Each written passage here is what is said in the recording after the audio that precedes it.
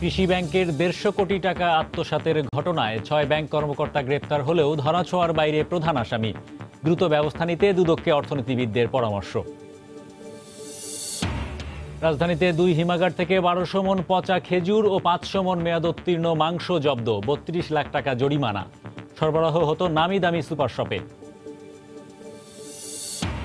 পলি জমে ঢাকা বরিশাল নৌপথে অসংখ্য ডুবোচর, বয়াবাতি না থাকায় ঝুঁকি নিয়েই চলছে নৌযান, দুর্ঘটনার আশঙ্কা। সমাধানের আশ্বাস বিআইডব্লিউটিএর।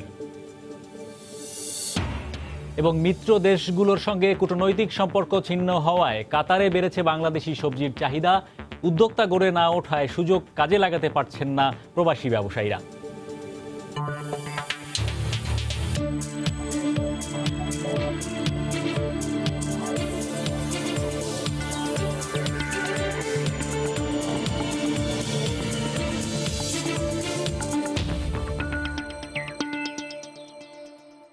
দেখছিলেন প্রধান শিরোনাম। আমন্ত্রণ জানাচ্ছি দেশ ও দেশের বাইরের অর্থ বাণিজ্যের নানা খবর নিয়ে আমাদের নিয়মিত আয়োজন এ সময়ের বাণিজ্যে। আপনাদের সঙ্গে আছি আমি হরিপদ সাহা। অভিনব কৌশলে জাল দলিলের মাধ্যমে বাংলাদেশ কৃষি ব্যাংক থেকে ঋণের নামে আত্মসাৎ করা প্রায় 150 কোটি টাকা। জালিয়াতিতে যোগসাজশের অভিযোগ প্রমাণিত হওয়ায় ব্যাংকটির 6 কর্মকর্তা গ্রেপ্তার হলেও ধরাছোঁয়ার বাইরে ঋণ গ্রহণকারী প্রধান আসামি। অর্থনীতিবিদরা বলছেন, এর থেকে শিক্ষা নিয়ে বড় বড় জালিয়াত চক্রকে নিয়ে আসতে হবে আইনের আওতায়। কাজল আব্দুল্লাহ রিপোর্ট। 2009 সালের অক্টোবরে বাংলাদেশ কৃষি ব্যাংকে একটি অ্যাকাউন্ট খোলেন ফিয়াজ গ্রুপের স্বত্বাধিকারী ওয়াহিদুর রহমান। প্রতিষ্ঠানটির বনানী কর্পোরেট শাখায় অ্যাকাউন্ট খুলতে পরিচয়দাতা হিসেবে সেই সময় সহায়তা করেন ব্যাংকটির তৎকালীন মুখ্য আঞ্চলিক ব্যবস্থাপক জুবায়ের মঞ্জুর। অ্যাকাউন্ট খোলার 1.5 মাস পরই 14 ডিসেম্বরে ফিয়াজ গ্রুপের 3টি অঙ্গ প্রতিষ্ঠান Messrs Fiaz enterprise, Fiaz trading ও অটো ডিফাইন এর নামে ঋণ আবেদন করা হয়। এর 4 মাস পরেই 2010 সালের 7 এপ্রিল বোর্ড সভায় 152 কোটি টাকার ঋণ অনুমোদন ও ঋণের অর্থ ছাড় করা হয় 20 এপ্রিল। এর মধ্যে কিছু পরিশোধের পর বর্তমানে ব্যাংকের পাওনা 148 কোটি টাকা ফিরে পেতে মামলা করা হয়েছে। মামলার বিবরণী বলছে, ঋণের বিপরীতে সম্পদ হিসেবে ওয়াহিদুর রহমান বন্ধক রাখেন রাজধানীর খিলগাঁও, হাজারীবাগ, বাইলজুরি, বড় আশুলিয়া ও বাসাইদের 5টি মৌজার জায়গার দলিল, যার সবগুলি ছিল নকল করা, এমনটাই জানান দুদকের আইনজীবী। ঋণ দেওয়ার ক্ষেত্রে শাখা কর্তৃক প্রস্তাবনাতে যে সমস্ত জায়গা এবং যে সমস্ত মর্টগেজের বিষয়ে বলা ছিল, পরবর্তী সময় পর্যালোচনা করে দেখা যায় যে এই মর্টগেজের দলিলগুলি তৃতীয় পক্ষ মালিক না। সেই সম্পত্তিগুলি ওনারা জাল দলিলের মাধ্যমে মর্টগেজ সম্পাদন করছেন। অর্থনীতিবিদরা বলছেন, ঋণ জালিয়াতির মূল হোতা যেন পার না পায় সে বিষয়ে দ্রুত ব্যবস্থা নিতে হবে দুদককে। তাদের ব্যবস্থাটা ভালো কিন্তু ত্রুটিপূর্ণ। অনতিবিলম্বে ওই যিনি কি মূল হোতা যিনি, তাকে ধরে এটা পাবলিকলি দুদকের বলা উচিত যেন মূল লোককে ধরে ফেলেছে। মামলায় ব্যাংকের 6 কর্মকর্তা, সাবেক উপমহাব্যবস্থাপক AK মোশাররফ হোসেন, মুখ্য আঞ্চলিক ব্যবস্থাপক জুবায়ের মঞ্জুর, উপমহাব্যবস্থাপক ABM আতাউর রহমান, সহকারী মহাব্যবস্থাপক মুনওয়ারা বেগম, বিভাগীয় কার্যালয়ের সাবেক SPO প্রকৌশলী শহীদুল ইসলাম ও মোহাম্মদ সানাউল্লাহ বর্তমানে কারাগারে গ্রেফতার রয়েছেন। কাজল আব্দুল্লাহ, সময় সংবাদ, ঢাকা। 1 মাসের মধ্যে পুরান ঢাকা থেকে রাসায়নিক কারখানা ও গুদাম সরানোর ঘোষণা দিয়েছেন দক্ষিণ সিটি কর্পোরেশনের মেয়র সাইদ খোকন। গতকাল সকালে নগর ভবনে সমন্বিত সভায় তিনি একথা বলেন। সভায় পুরান ঢাকাকে নিরাপদ করতে 2টি টাস্কফোর্স গঠনের সিদ্ধান্ত হয়। অন্যদিকে অগ্নিকাণ্ড পরবর্তী করণীয় সভায় শিল্পমন্ত্রী ঘোষণা দেন, আগামী 6 মাসের মধ্যে পুরনো ঢাকার কেমিক্যাল গোডাউন সরানোর জন্য জায়গা প্রস্তুত ও বরাদ্দ দেওয়া হবে। প্রশাসনের সব সিদ্ধান্ত মেনে নেয়ার প্রতিশ্রুতি দিয়েছেন ব্যবসায়ীরা।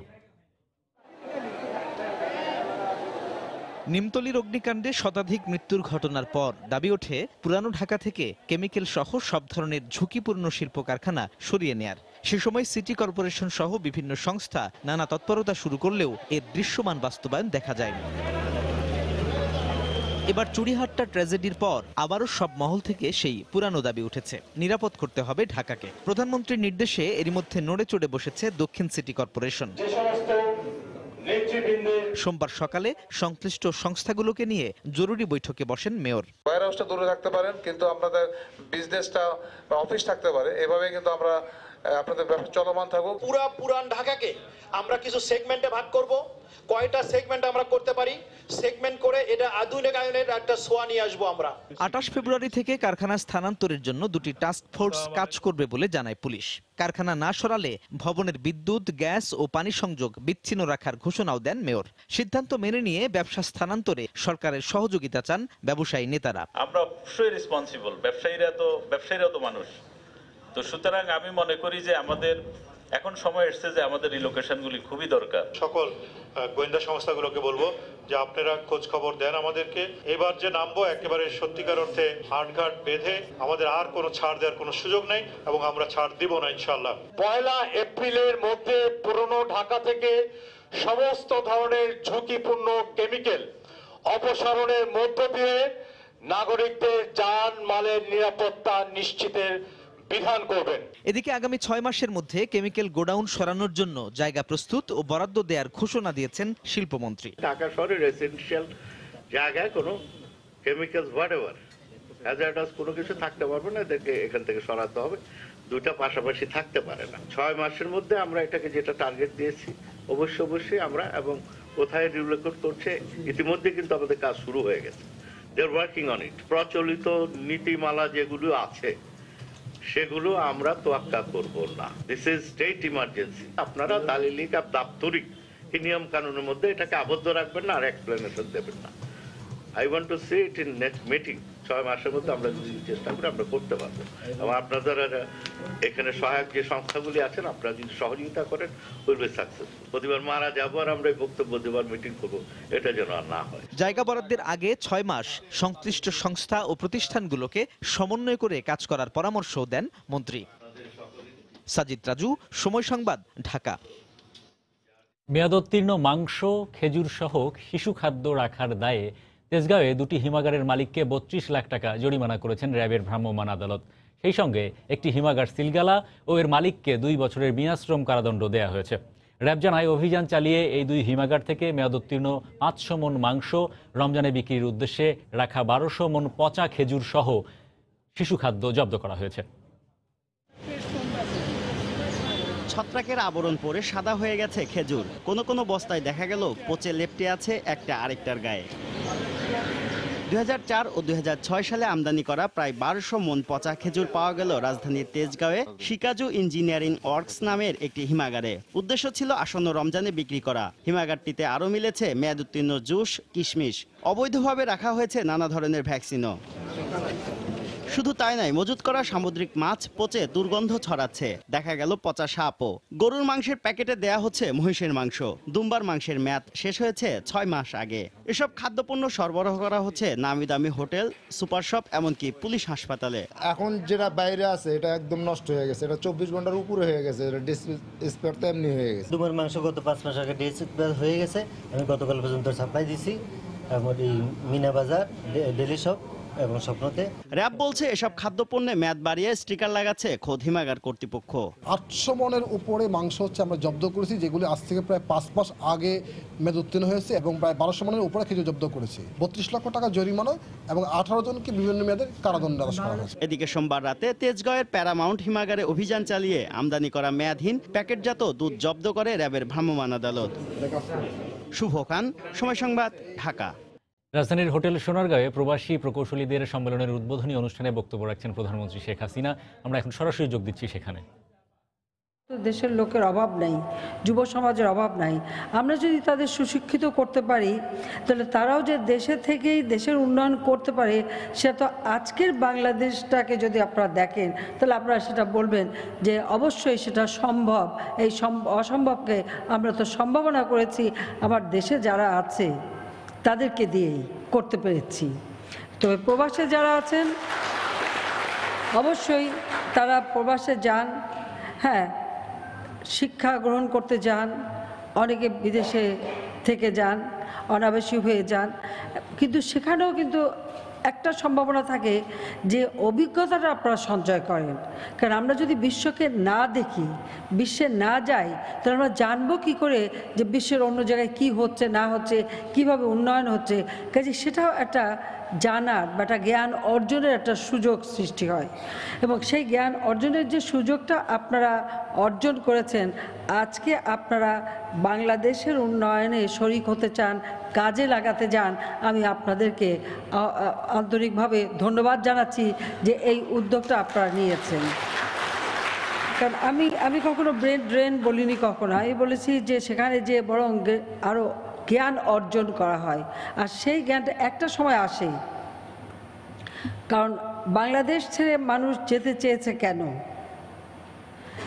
৭৫-১৫ আগস্টের ঘটনা যদি না ঘটতো তাহলে হয়তো অনেকেই দেশেই থেকে যেতে পারতেন এবং দেশের উন্নয়নে শরিক হতে পারতেন। কিন্তু যে পরিবর্তনটা হয়েছিল সেটা তো দেশের কল্যাণে হয়নি। হয়তো একটা গোষ্ঠী তাদের স্বার্থ নিয়ে ব্যস্ত ছিল, বৃহৎ জনগোষ্ঠীর কল্যাণে কোনো কাজ তারা করেনি। যদি করতো তো বাংলাদেশ বহু আগেই উন্নত হতো, আর সেটা করেনি বলেই আমরা পিছিয়ে ছিলাম। ৯৬ সালে যখন সরকার গঠন করি, মাত্র ১৬০০ মেগাওয়াট বিদ্যুৎ আমাদের উৎপাদন হতো। সামান্য কিছু লোক হয়তো বিদ্যুৎ পেত। আমি সরকারে আসার পর আমরা একটা কাজ করেছিলাম, সেটা হলো সকল ক্ষেত্রটা আমি উন্মুক্ত করে দিয়েছিলাম। বিদ্যুৎ উৎপাদন থেকে শুরু করে ব্যাংক, বিমা, বিদ্যুৎ, মোবাইল ফোন, শিল্প কলকারখানা, টেলিভিশন, রেডিও, খাদ্য উৎপাদনের ক্ষেত্রে সহযোগিতা করা, হাসপাতাল নির্মাণের জন্য সমস্ত ট্যাক্স তুলে দিয়ে মেশিনারিজ যাতে আনতে পারে, ক্যাপিটাল মেশিনারিজ যাতে আমদানি হয় তার উপরে ট্যাক্স কমিয়ে দেওয়া বা কত ক্ষেত্র বিশেষে ট্যাক্স তুলে দেওয়া, এবং আমাদের যাতে স্বাস্থ্য খাতটা আমাদের উন্নত হয়, কৃষি খাতে বা নানা ধরনের প্রণোদনা দিয়ে যাই, যোগাযোগ ব্যবস্থা আমরা নিয়ে আসি, হেলিকপ্টার, বিমান, সব কিছু, রেডিও, টেলিভিশন থেকে সবই আমি বেসরকারি খাতকে উন্মুক্ত করে দিয়েছি। আগে এগুলি সবই কিন্তু সরকারি ছিল। উন্মুক্ত করে দেওয়ার উদ্দেশ্য দুটো, একটা হচ্ছে দেশে বিনিয়োগ বৃদ্ধি হবে, আমার দেশের মানুষের কর্মসংস্থান সৃষ্টি হবে। শুধু সরকার পাবে না সরকারি প্রতিষ্ঠান করে এই বিশাল জনগোষ্ঠীর কর্মসংস্থানের ব্যবস্থা করতে। দ্বিতীয়টা হচ্ছে আমার বিদেশি বিনিয়োগ আসবে, বা আমাদের যারা অনাবাসী বিদেশে আছেন তারাও দেশে আসবেন, একটা সময় তারাও বিনিয়োগ করবেন, সেটাও আমাদের একটা আকাঙ্ক্ষা ছিল।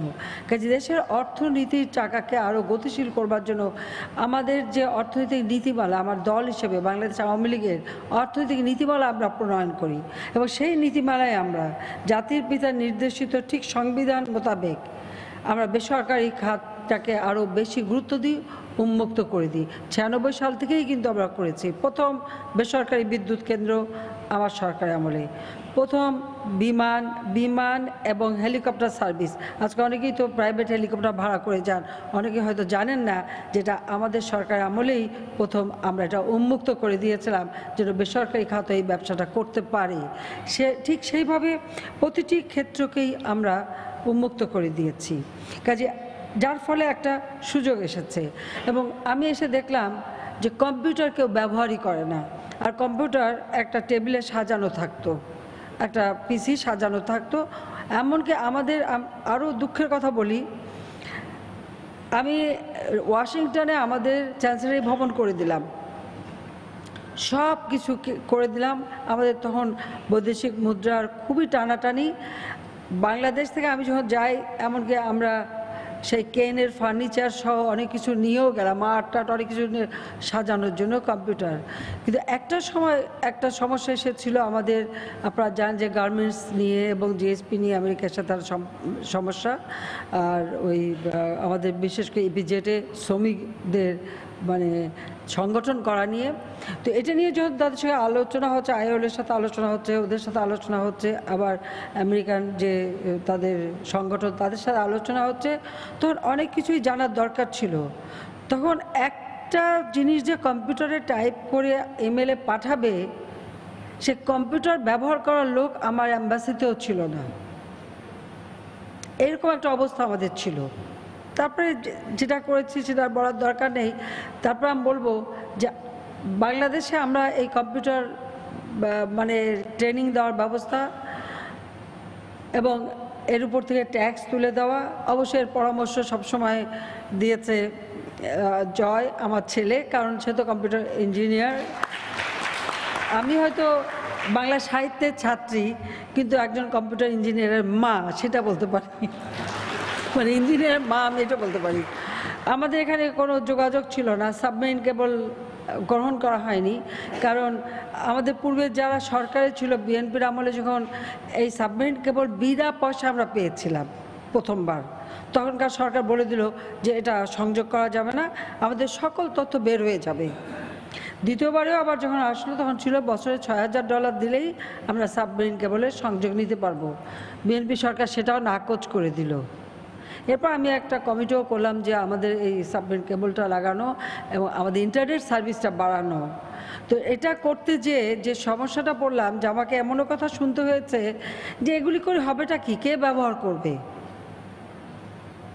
আমি যাদেরকে দিয়ে কমিটি করলাম তাদের মুখ থেকে শুনলাম যে এগুলি করে হবে কি, কে ব্যবহার করবে, আমাদের দেশের মানুষ এগুলি ব্যবহার করবে না, জানেও না এসব। এই ধরনের প্রত্যেকটা ক্ষেত্রে কিন্তু এই ধরনের নানা ধরনের বাধা আমাকে অতিক্রম করতে হয়েছে এবং আমরা সমস্ত ট্যাক্স তুলে দিয়ে সব করলাম। আমি আরেকটা চেষ্টা করলাম আমাদের স্কুলে কম্পিউটার দেবো। তো আমি অনেকের কাছে বললাম যে অনেকের ব্যবহার করা কম্পিউটারগুলি পাওয়া যায় কি না, অন্তত সেগুলি দিয়ে শুরু করে। আমি আগেই বলছি তখন আমাদের অর্থনৈতিক অবস্থা খুবই একটা সীমিত ছিল।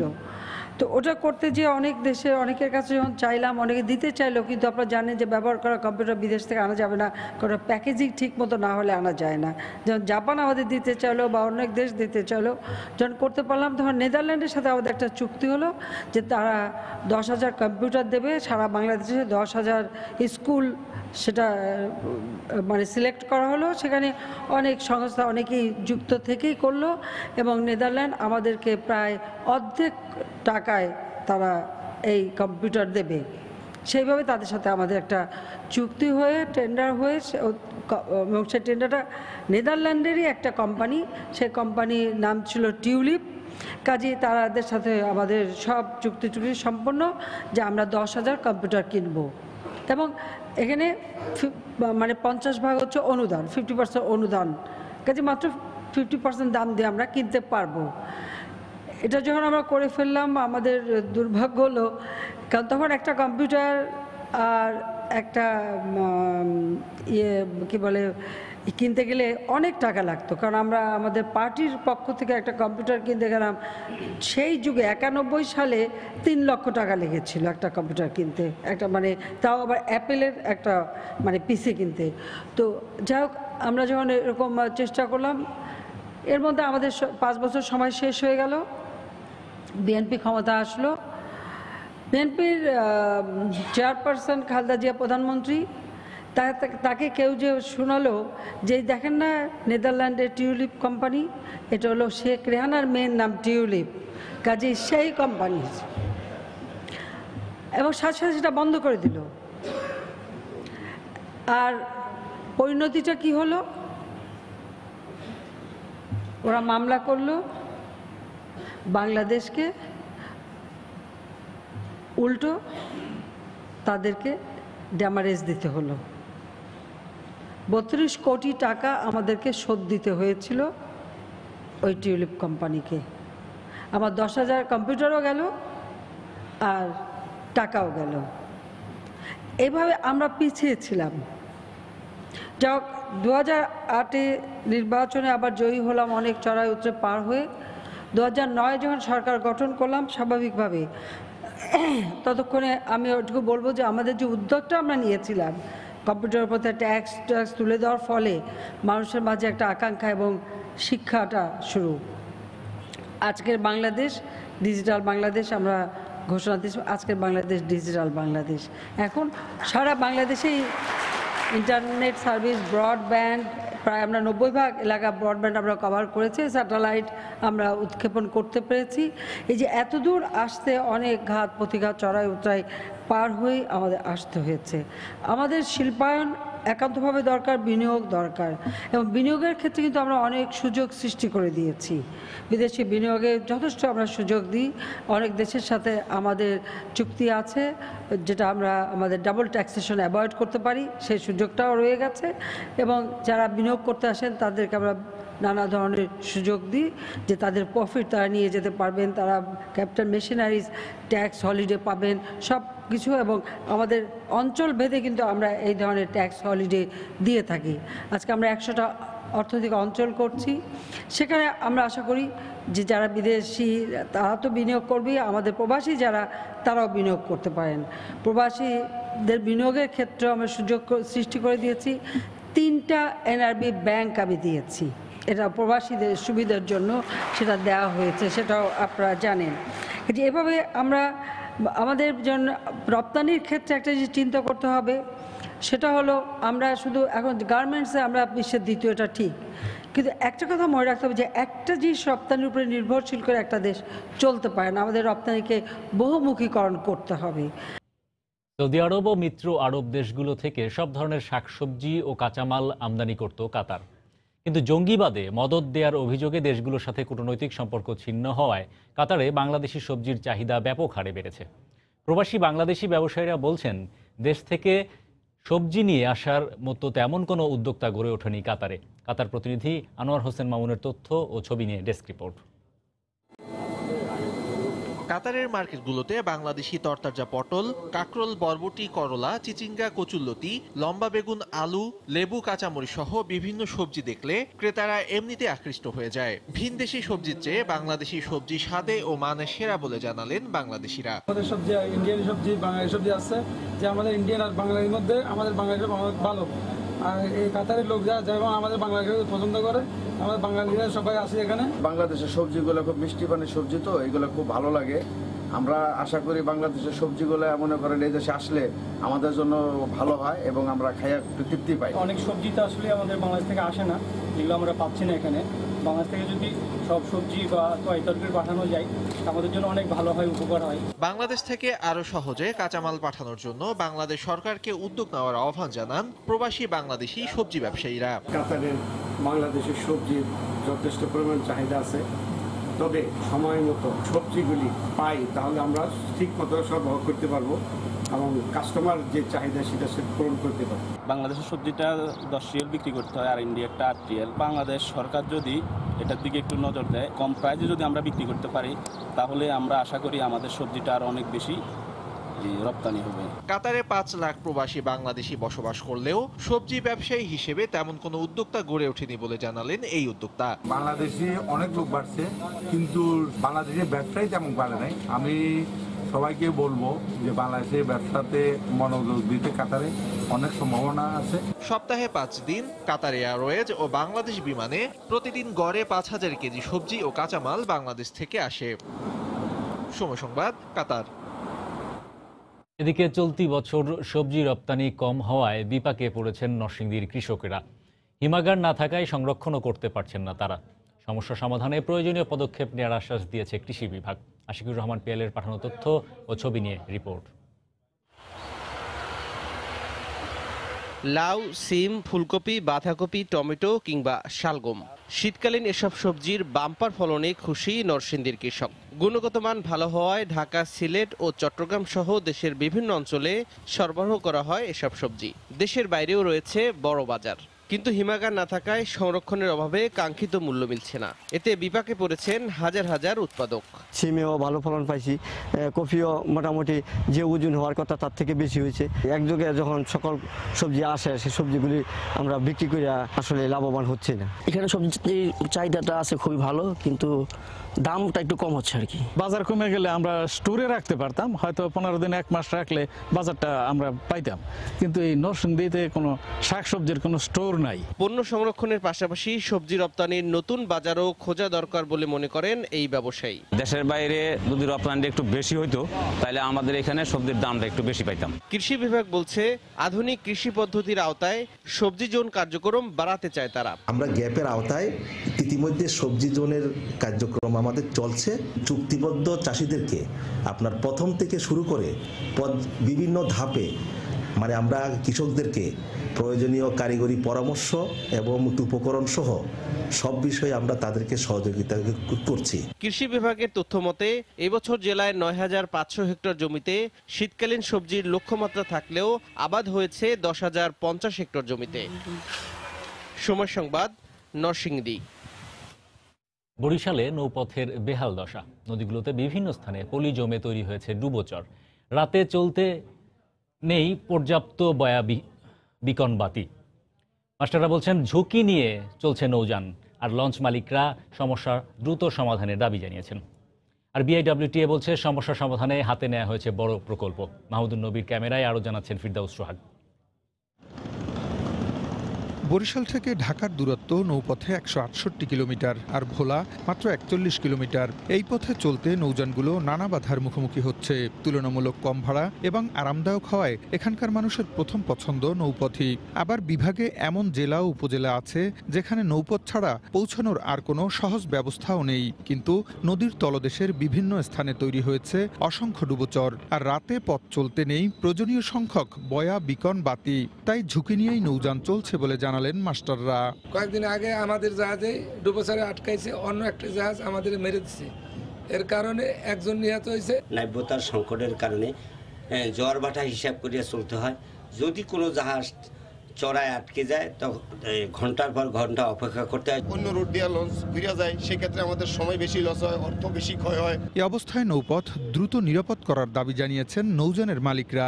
নৌযান পরিচালনায় যে আমাদের সমস্যা হচ্ছে, সরকারের কাছে আকুল আবেদন থাকবে এটাই যে খুব দ্রুত জানি তারা এই নাব্যতা সংকটটা দূর করে এবং বয়াবতিগুলো দূর করে। আর বিআইডব্লিউটিএ বলছে সমস্যার সমাধানে চেষ্টা চলছে, হাতে নেওয়া হয়েছে বৃহৎ প্রকল্প। বিআইডব্লিউটিএ এই ডুবোচর এবং নাব্যতা সংকট দূরীকরণের লক্ষ্যে মেইনটেনেন্স ড্রেজিং এর কাজ চলমান রেখেছে। যথাযথ কর্তৃপক্ষ খুব দ্রুত সময়ের মধ্যে বয়া বিকন স্থাপন করবেন এবং খুব সহসাই এই নৌপথের নাব্যতা সহ বয়া বিকনের সমস্যা দূরীভূত হবে। বরিশাল ঢাকা নৌপথে কালীগঞ্জ, নলবুনিয়া ও বরিশাল নদীবন্দর এলাকায় ডুবোচর সবচেয়ে বেশি। আর বরিশাল ভোলা রুটে লড়াইপুর, শ্রীপুর, ভেদুরিয়ার বিভিন্ন পয়েন্টে রয়েছে ডুবোচর। দেশে প্রতি বছর নৌপথের দৈর্ঘ্য একটু একটু করে কমছেই। স্বাধীনতার 48 বছরে কমেছে 19,200 কিলোমিটার, অথচ নৌপথে পরিবহন ব্যয় সবচেয়ে কম।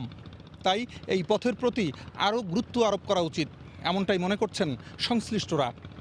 বরিশালের কীর্তনখোলা নদী থেকে ফিরদাউস সোহাগ, সময় সংবাদ। 2041 সালের মধ্যে উন্নত অর্থনীতির মাইল ফলক অর্জনে আগামীতে ব্যাংকিং খাত থেকে বিপুল পরিমাণ ঋণ সরবরাহ করা প্রয়োজন হবে। তবে ঋণের সঠিক ব্যবহারে আর্থিক খাতে তদারকির পাশাপাশি নৈতিকতার সমন্বয় ঘটাতে হবে বলে মন্তব্য করেছেন বাংলাদেশ ব্যাংকের গভর্নর ফজলে কবির।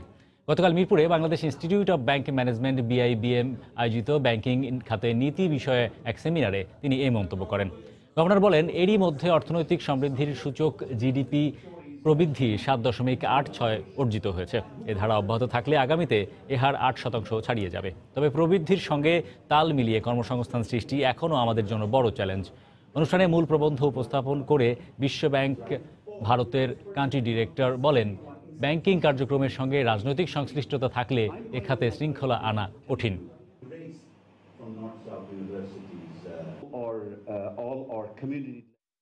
By 2041 দেশের অর্থনৈতিক প্রবৃদ্ধি উল্লেখযোগ্য হারে বাড়ছে, তবে প্রবৃদ্ধির সঙ্গে কর্মসংস্থানের সম্পর্ক নিয়ে অনেক সমালোচনা করা হয়। তবে আমি মনে করি শিল্প খাতে প্রবৃদ্ধি যে হারে বাড়ছে তাতে এ সমালোচনা থাকবে না। একই সঙ্গে ব্যাংকিং খাতে নৈতিকতা চর্চা করতে রেগুলেটরি ফ্রেমওয়ার্কগুলোকে শক্তিশালী করা হচ্ছে। অনিয়মের সঙ্গে জড়িতদের বিরুদ্ধে ব্যবস্থা নিতে আমরা বদ্ধপরিকর।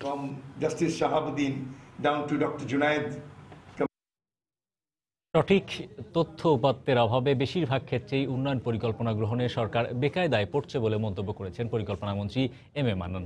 গতকাল রাজধানীর কৃষিবিদ ইনস্টিটিউশন মিলনায়তনে আয়োজিত তথ্য উপাত্তই একবিংশ শতাব্দীর অমূল্য সম্পদ শীর্ষক আলোচনা সভায় একথা বলেন তিনি।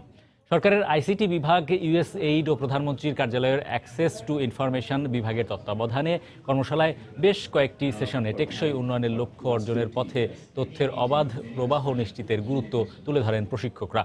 এ সময় উন্নয়ন প্রকল্পের যথাযথ বাস্তবায়নে মাঠ পর্যায়ে বিভিন্ন জরিপের তথ্য সংগ্রহে কর্মকর্তাদের আরও দায়িত্বশীল ভূমিকা রাখার আহ্বান জানান পরিকল্পনামন্ত্রী।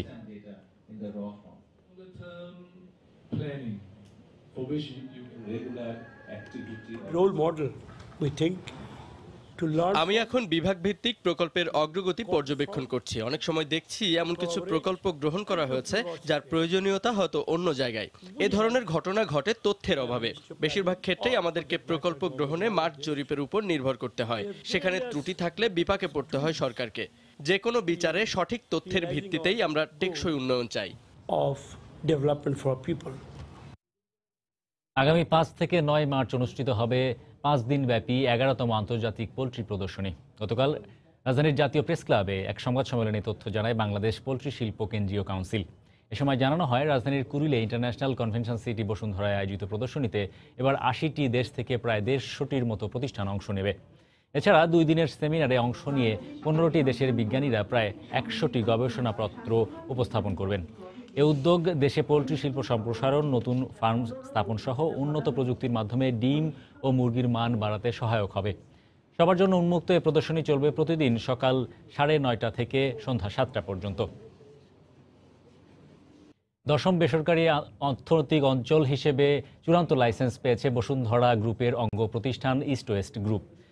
বেজা কার্যালয়ে গতকাল ইস্ট ওয়েস্ট স্পেশাল ইকোনমিক জোনকে চূড়ান্ত লাইসেন্স হস্তান্তর করে বাংলাদেশ অর্থনৈতিক অঞ্চল কর্তৃপক্ষ। কেরানীগঞ্জ উপজেলায় বুড়িগঙ্গা নদী সংলগ্ন 101 একর জায়গায় গড়ে উঠেছে এই অর্থনৈতিক অঞ্চল। এ সময় ভাইস চেয়ারম্যান সাফিয়াত সোভান বলেন, এখানে ফুড প্রসেসিং, এলপিজি সিলিন্ডার ও প্যাকেজিং কারখানা গড়ে তোলা হবে। বিনিয়োগ হবে $26 কোটি।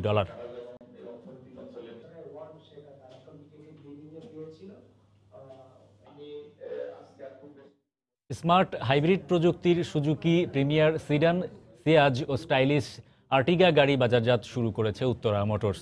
তেজগাঁওয়ের উত্তরা সেন্টারে এ উপলক্ষে এক অনুষ্ঠানের আয়োজন করা হয়। উদ্বোধনী অনুষ্ঠানে সুজুকি ভারতের কর্মকর্তা অনিল সাইনি, গৌরব গুপ্তা এবং উত্তরা মোটরসের উপব্যবস্থাপনা পরিচালক মুজিবুর রহমান ও ডুরান্ড মেহদাদুর রহমান উপস্থিত ছিলেন। এছাড়াও 2 প্রতিষ্ঠানের ঊর্ধ্বতন কর্মকর্তারা অংশগ্রহণ করেন।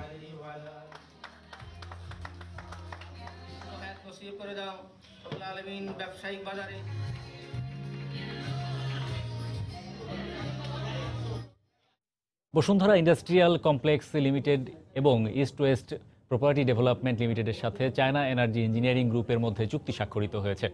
Ashuganj 400 megawatt combined cycle gas turbine power plant প্রকল্পে পাথর ও সিমেন্ট সরবরাহের জন্য এই চুক্তি হয়। হোটেল ওয়েস্টিনে এই চুক্তি স্বাক্ষর অনুষ্ঠানে বসুন্ধরা গ্রুপের ভাইস চেয়ারম্যান সাফওয়ান সোভান, চীনা প্রতিষ্ঠানের কর্মকর্তা মি ওয়াং সিউ উপস্থিত ছিলেন। এছাড়াও প্রতিষ্ঠানগুলোর ঊর্ধ্বতন কর্মকর্তারা অংশ নেন।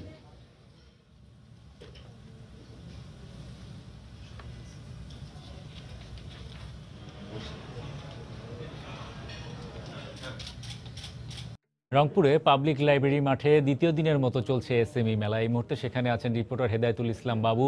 আমরা সরাসরি যোগ দিচ্ছি তার সঙ্গে। বাবু,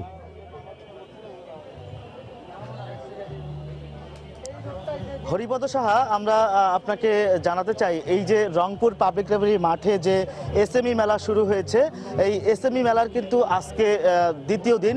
এই এসএমই পণ্য মেলায় আমরা যেটি দেখেছি যে এখানে মূলত 69টি স্টল, এখানে তাদের উৎপাদিত বিভিন্ন পণ্য নিয়ে পণ্যের পসরা সাজিয়ে বসেছে। এখানে এই মুহূর্তে আমরা দর্শনার্থীদের উপস্থিতি দেখতে পাচ্ছি। তারা বিভিন্ন স্টলে যাচ্ছেন, স্টলে ঘুরে ঘুরে নিজেদের নানা রকমের যে পণ্য, পছন্দের পণ্যগুলো তারা পছন্দ করছেন এবং ক্রয়ও করছেন। তবে এই সকাল 10টা থেকে মেলা শুরু হয়েছে, রাত 8টা পর্যন্ত এই মেলা চলে। তবে এখন পর্যন্ত আমরা দর্শনার্থীদের যে উপস্থিতি দেখেছি সেটি তুলনামূলক অনেকটা কম, আমাদেরকে বিক্রেতারা তাই বলেছেন। তবে এটি বিকেল 5টার পর থেকে রাত 8টা পর্যন্ত, যেহেতু মেলা বিকেল 5টার পর থেকে রাত 8টা পর্যন্ত এই সময়টা এই মেলাটি জমে ওঠে আমরা জানি। আর আপনাকে আরেকটি বিষয় জানিয়ে রাখতে চাই হরিপদ সাহা, সেটি হচ্ছে যে এই এসএমই মেলা কেন হলো। এটি হচ্ছে মূলত ক্ষুদ্র এবং মাঝারি শিল্প বিকাশের জন্য এই কাজ করে থাকে এসএমই ফাউন্ডেশন।